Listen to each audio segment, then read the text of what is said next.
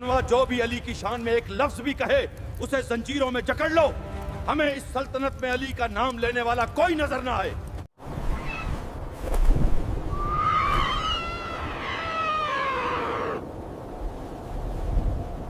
حکم سلطنت ہے.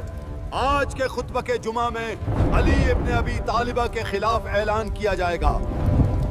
میں حق بات کہنے سے نہیں ڈرتا، چاہے اس کی کچھ بھی قیمت ہو. تاریخ اسلام میں ایک ایسا دور بھی گزرا ہے جو ہر صاحب دل مسلمان کے لیے تڑپا دینے والا ہے.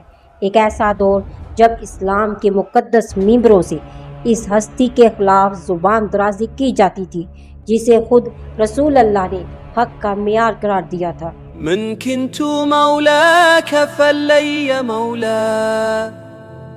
یہ داستان ہے اس سیاسی سازش کی جس نے تقریباً 60 سال تک امت مسلمہ کے ایک بڑے حصے کو گمراہی کے دہانے پر کھڑا رکھا.